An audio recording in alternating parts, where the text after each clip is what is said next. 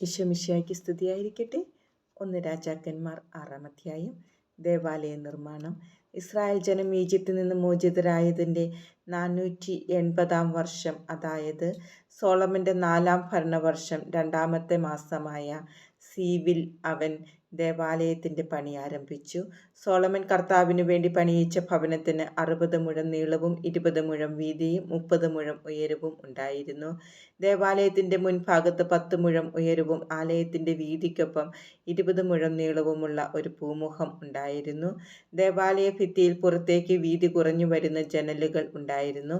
ശ്രീകോവിലടക്കം ദേവാലയത്തിൻ്റെ ചുറ്റുമുള്ള ഭിത്തികളോട് ചേർന്ന് തട്ടുകളായി മുറികൾ നിർമ്മിച്ചു.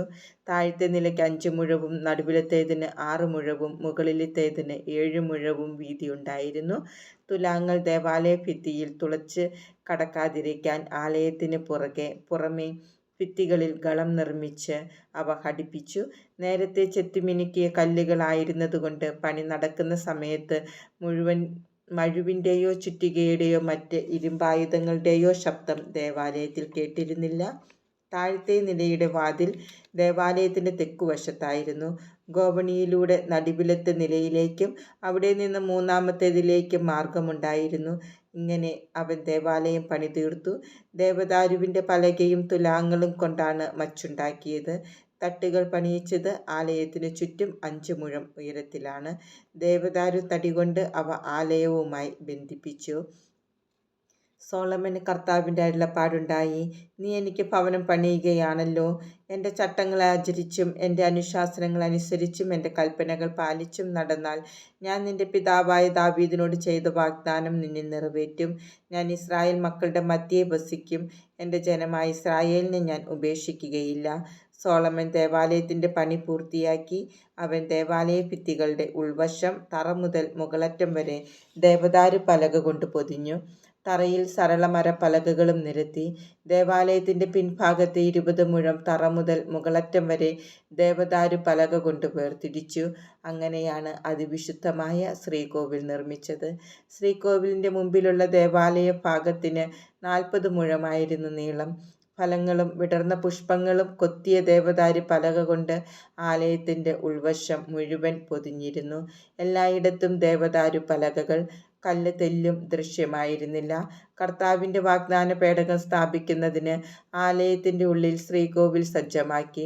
അതിന് 20 മുഴം വീതം നീളവും വീതിയും ഉയരവും ഉണ്ടായിരുന്നു. അവൻ അത് തങ്കം കൊണ്ട് പൊതിഞ്ഞു. ദേവദാരു കൊണ്ട് ബലിപീഠവും നിർമ്മിച്ചു. ദേവാലയത്തിൻ്റെ ഉൾവശം തങ്കം കൊണ്ട് പൊതിഞ്ഞ് ശ്രീകോവിലിൻ്റെ മുൻവശത്ത് കുറുകെ സ്വർണ്ണച്ചങ്ങലകൾ ബന്ധിച്ചു. അവിടവും സ്വർണം കൊണ്ട് പൊതിഞ്ഞു. ദേവാലയം മുഴുവൻ സ്വർണം കൊണ്ട് പൊതിഞ്ഞു. ശ്രീകോവിലിലെ ബലിപീഠവും അവൻ സ്വർണം കൊണ്ട് പൊതിഞ്ഞു. 10 മുഴം ഉയരമുള്ള 2 കെരൂബുകളെ ഒലിവ് തടി കൊണ്ട് നിർമ്മിച്ച് അവൻ ശ്രീകോവിലിൽ സ്ഥാപിച്ചു. കെരൂബിൻ്റെ ചിറകുകൾക്കും 5 മുഴം നീളമുണ്ടായിരുന്നു. ഒരു ചിറകിൻ്റെ അറ്റം മുതൽ മറ്റേ ചിറകിൻ്റെ അറ്റം വരെ ആകെ 10 മുഴം. 2-ാമത്തെ കെരൂബിനും 10 മുഴം. 2 കെരൂബുകളുടെയും വലുപ്പവും രൂപവും ഒന്നുപോലെ തന്നെ. ഒരു കെരൂബിൻ്റെ ഉയരം 10 മുഴം, മറ്റേതും അങ്ങനെ തന്നെ. സോളമൻ കെരൂബുകളെ ശ്രീകോവിലിൽ സ്ഥാപിച്ചു.